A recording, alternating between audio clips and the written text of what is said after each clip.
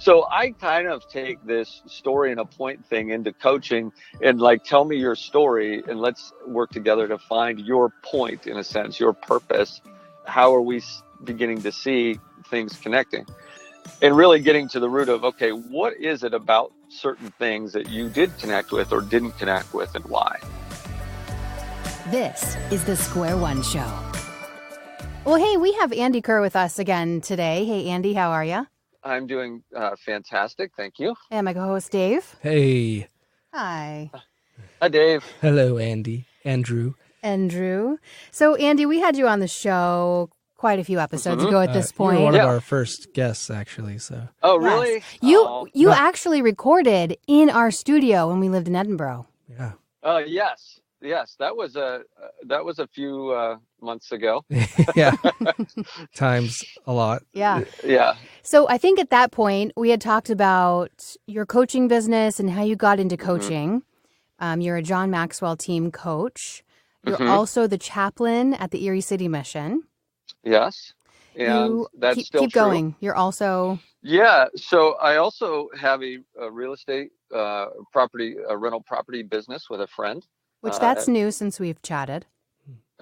So, and I don't know, I think we were doing it. We just didn't talk about it because it was pretty new. Yeah. But we have 15 units. Now it's an empire. Building. It's a very tiny empire, but it all kind of stems around the same idea and purpose for which I feel like I'm here in my city to accomplish, and it has to do with helping people come out of poverty and making an impact on our city and its economy. And so this is about, the rental property business is about providing safe, affordable housing for people that want to do something great with their lives. Yeah. That's awesome. Don't you provide some job opportunities too with that as well, right? Yes, we do. And we're trying to work with, we have individuals that come out of our program at the Erie City Mission. Our New Life program is an addiction recovery program. And a lot of the services that we use as far as construction, electric, HVAC, are guys that have done those things in the past and then stopped doing them because of their addiction, and have started back into those businesses in recovery and are doing fantastic. And we're using them as part of our workforce to help us do what we're doing. That's awesome. So, Andy, what I've always appreciated about you is you've always just figured things out as you go, right? You kind of dive in and you connect with people. And I know at one point you really struggled with, okay, what is my life? What am I doing? Right? Yeah. So can you take us kind of back a little bit and talk about how did you get to where you are now when you are full of purpose and you're not only doing one thing that achieves your purpose, you're doing like multiple things. So I'm doing multiple things, but they don't necessarily all point to one purpose. I'm still figuring that out. So how can you help someone listening? How would you walk them through, okay, how do I find my purpose? And then how do I align my goals to meet that purpose? It is a process, and it's been a long process for me.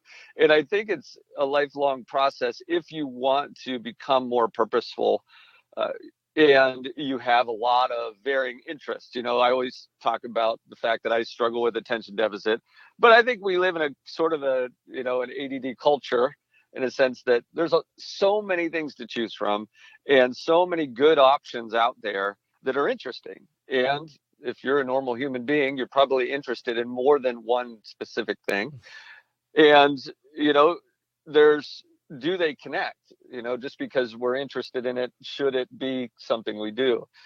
So when I started at the mission as chaplain, I came there specifically because I was getting more clear on my purpose. And that happened by me hiring a life coach, 2011, 2012, a guy named Dave Kraft, phenomenal dude. And like, he is about to turn 80 years old. And the guy is just amazing. He is sharp as a tack, and He is brilliant, and he's kind of tough on me. So That's what you which is need. probably, yes, which But is you haven't probably fired him. good. Oh, no, gosh. I am thinking about, I was like, Dave, he's writing a book, another book. Wow. And it's a leader on his last lap. And I was like, Dave, that's bad. He's like, well, I'm 80. Yeah. Let's face the I was like, reality here. yeah. I said, well, you can't go yet. I still need you. Mm-hmm. So it was a process of getting clear on wanting to make an impact in the issues of poverty in the city of Erie, Pennsylvania, where I live. We actually then moved to Erie from a neighboring town. And as I came to the mission, I realized a little bit more what it took to make an impact. So I went part-time at the mission to start my leadership development business, because if you want to impact a city, you have to impact the leaders. And so I kind of kept one foot in working with people in poverty and stepped out to help people that are in leadership that can have an impact. And then we started the rental property business as one more piece of the focus. So I think it's a process. You have to figure it out, but you have to be intentional about getting rid of things that don't move you towards the purpose. And I mean, I've had a lot of advice and a lot of encouragement from other people. You're doing too many things. I don't know if you guys have ever heard that. No. We may have told you that before. Yes. Yeah. Yes. And it was true. I mean, I put all the things I was doing on little cards, and I put them up on a board, and I looked at it and I said, that's ridiculous. How am I doing this? Yeah, not well. Yeah. I know that. Right. I'm a machine. Yes. Not functioning well machine. Right. A clumsy machine that doesn't work at accomplishing anything. Right. Which is a really poor machine if you've ever had one. It's a broken machine. Yes. Yes. So in one specific example, I started a community garden for the city mission. Great idea. 3:00 in the morning, saw a TED talk on community gardens, and said, I'm going to do that. And then I did it. And I had a group of people, and we got the plot of ground for $1 from the city. It was awesome. We made raised beds. We got all the stuff. We got a shed donated and all the tools, and we did it. And then everybody disappeared, and then I was doing it. Of course. And I suck at gardening. And I don't like it. Right. I like the idea of people having food that they need. And so the mission ended up giving the garden away to an organization called the Sisters of St. Joseph in Erie, who are amazing at community gardening. And no longer did I have to do that. And now the garden is amazing. The whole neighborhood's involved. It looks amazing. It produces food for everybody that has pitched in, and it looks fantastic. Yeah. And it got better because I decided that I'm not good at that, and I need to give it away. But I'm good at starting things. Yeah, but it also wouldn't have started if you hadn't taken that initiative too, though, right? So it's not necessarily a failure. You still initiated it, but you delegated it, I guess, by default. Absolutely. Yeah. Don't they have more than one now too? Like this idea grew and multiplied, didn't it? Yeah, and they had more to begin with, and they've had more since. And they definitely took it to a next level. And see that whole experience, I've got this, this competing understanding of how you find your purpose. And one of them is trying stuff to see if you like it, if it makes sense, and that you find value in it, and you're good at it. And so you have to try stuff, but then you have to quit stuff in order to quit the bad stuff and keep the good stuff. And so that's been my whole process in my life. That's how I learn. That's how, I try a bunch of stuff, but you have to stop doing some things in order to keep doing the right things. And that I've had to be very intentional about unloading stuff so that I could get better at the things that I was going to keep.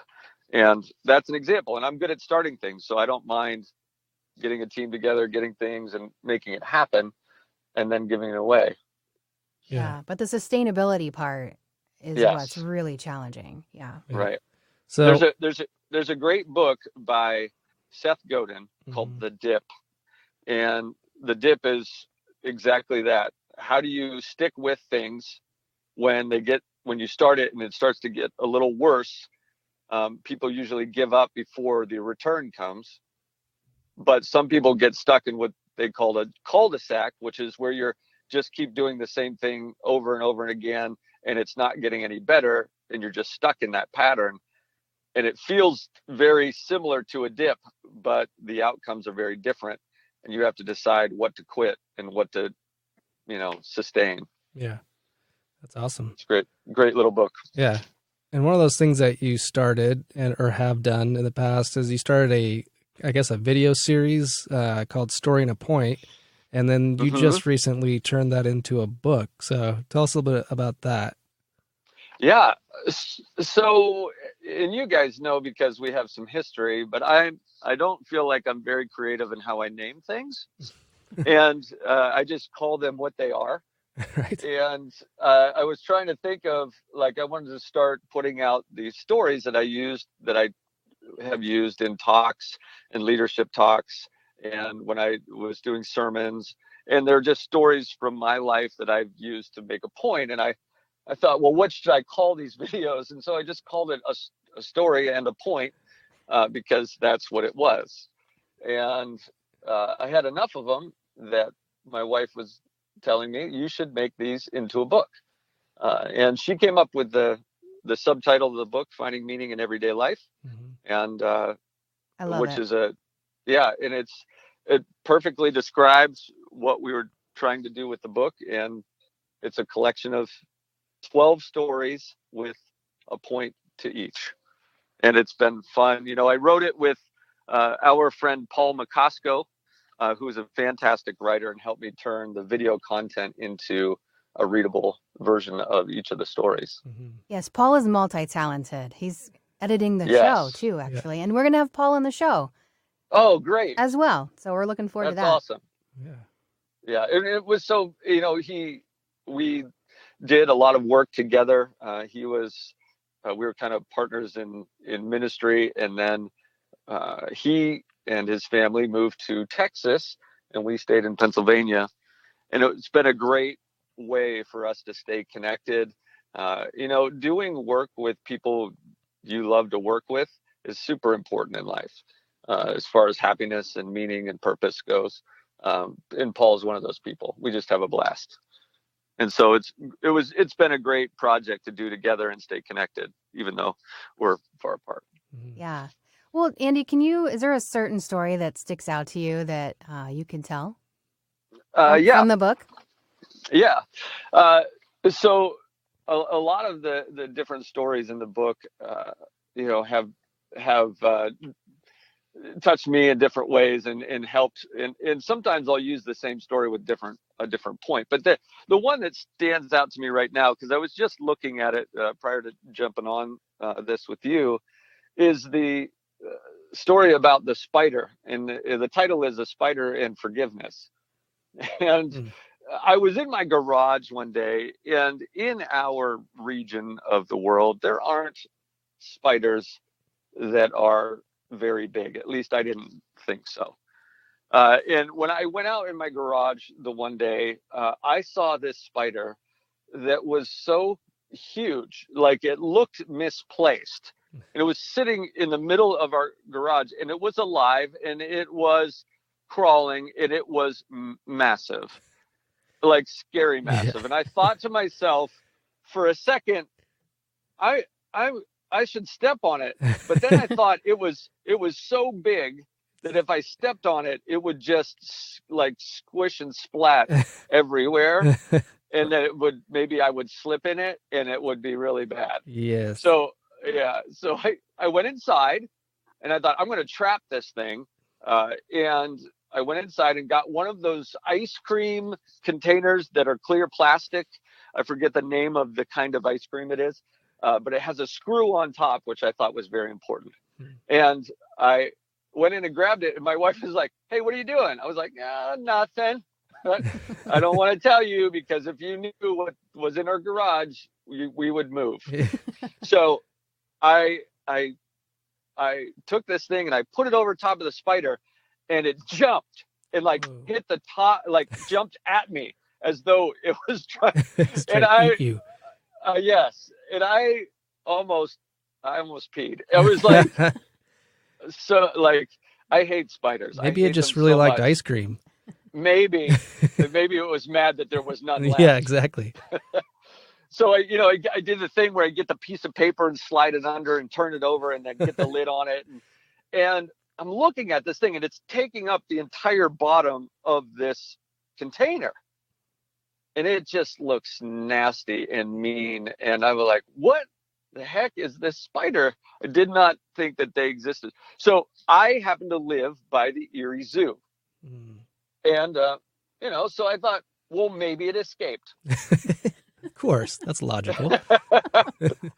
So, as any normal human being would do, I took it there. I went down there, and I'm like, maybe they can identify this thing with me and put it back in its cage, because it's ridiculously big.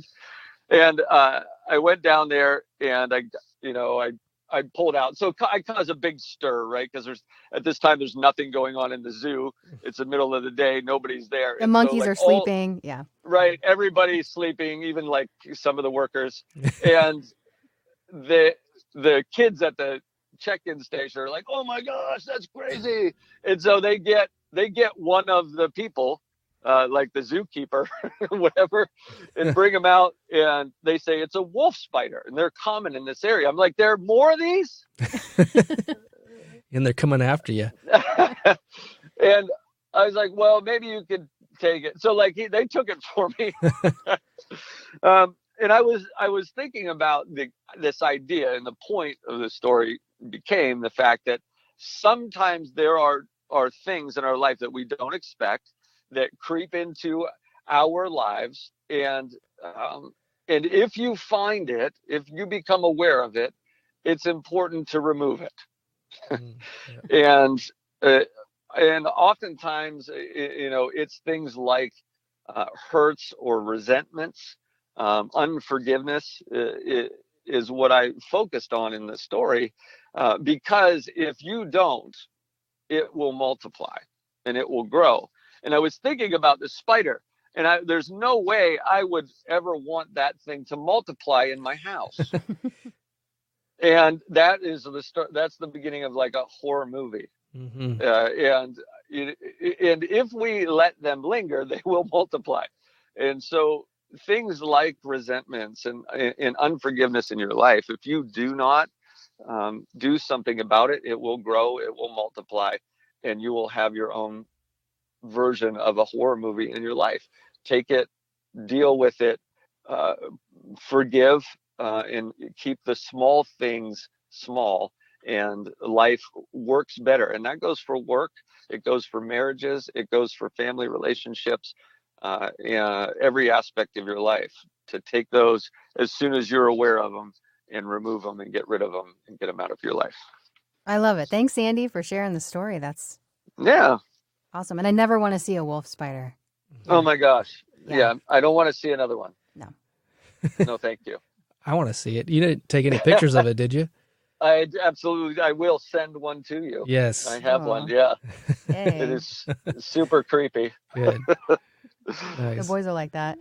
So, Andy, how did you come to this conclusion about the leadership that you've been through and all the teaching and preaching that you've done and helping people? Where do you think that stems from? Where do you think you get that passion from? Well, I think it comes from my family. I was contemplating this because I found out when I told my mom that I was going to be the chaplain at the Erie City Mission, she started to tear up, and her story is that way back when she was 6 years old, her aunt was bringing her to that city mission. Her aunt did like piano songs and stuff at lunchtime when they served the free lunch to people that were struggling in poverty. And the message was given, and my mom said she responded to the preacher's message like every time she was there at age 6. And then as an adult, when we were kids, she volunteered at the Erie City Mission.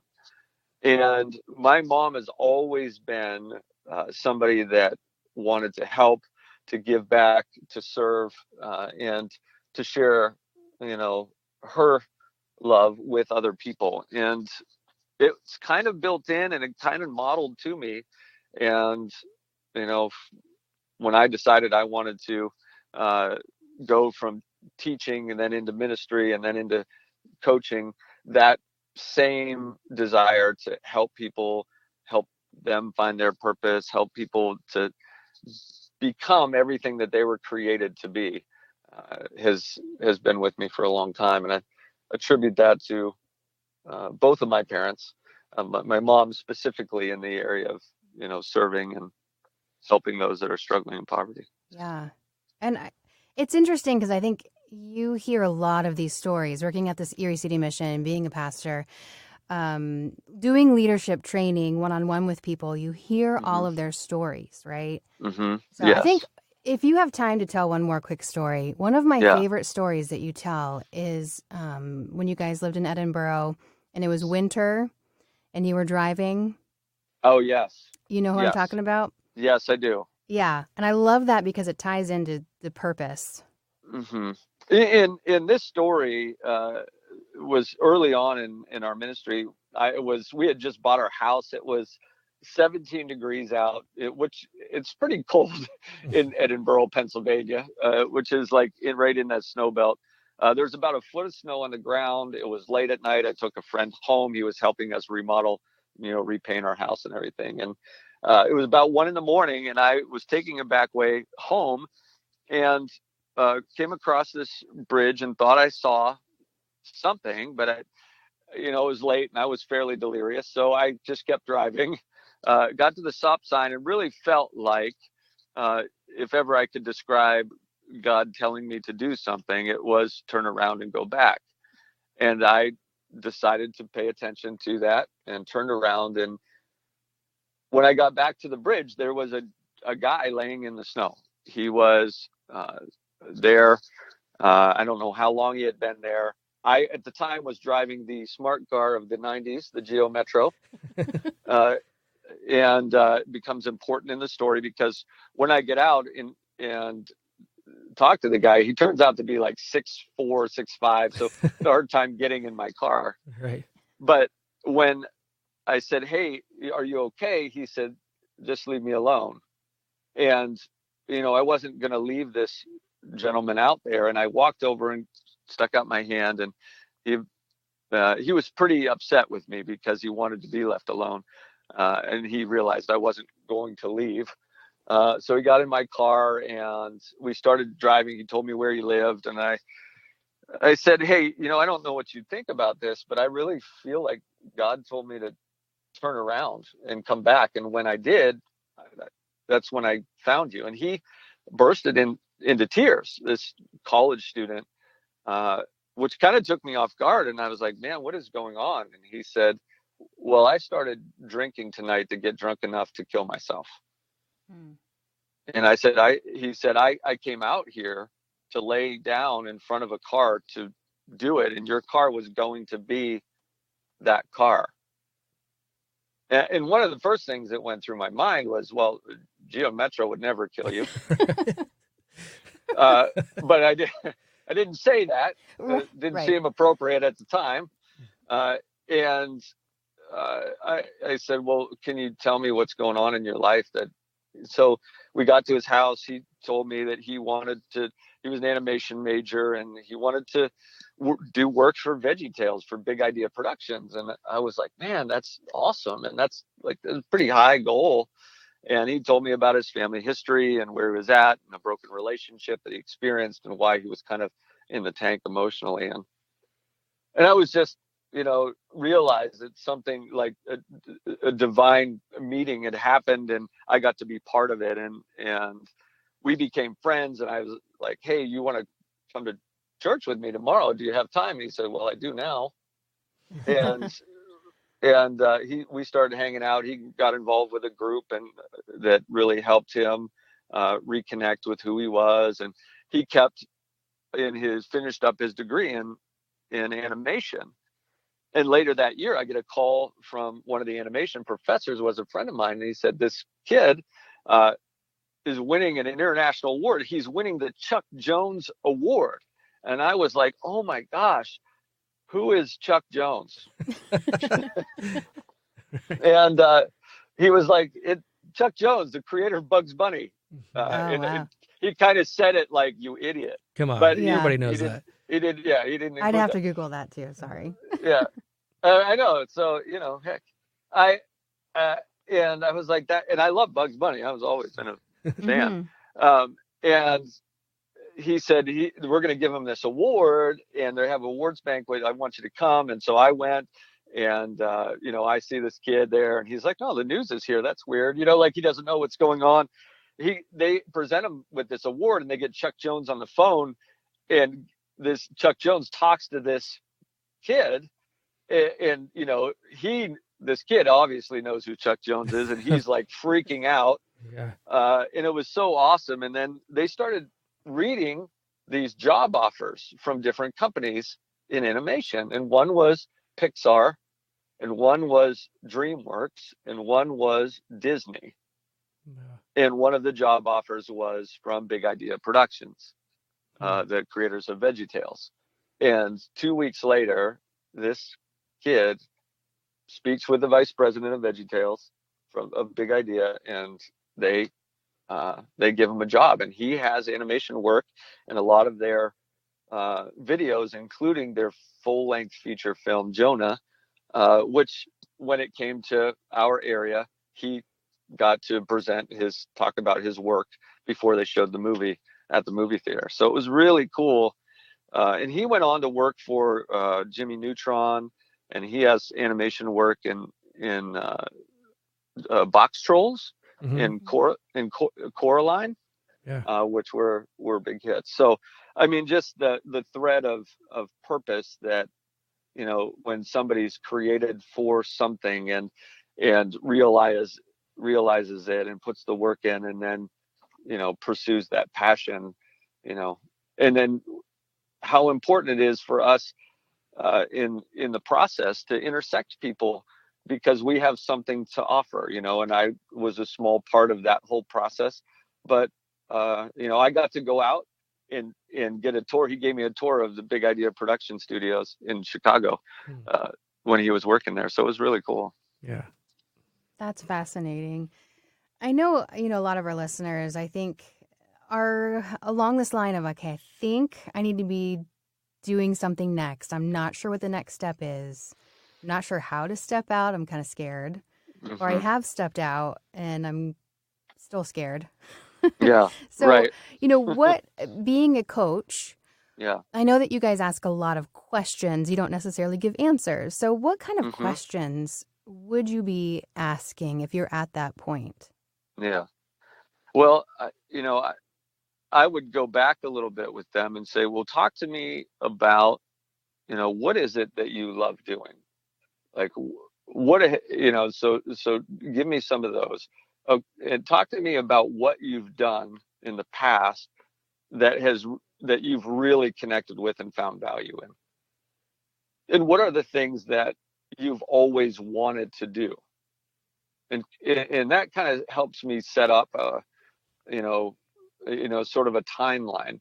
So I kind of take this story and a point thing into coaching, and like, tell me your story and let's work together to find your point, in a sense, your purpose.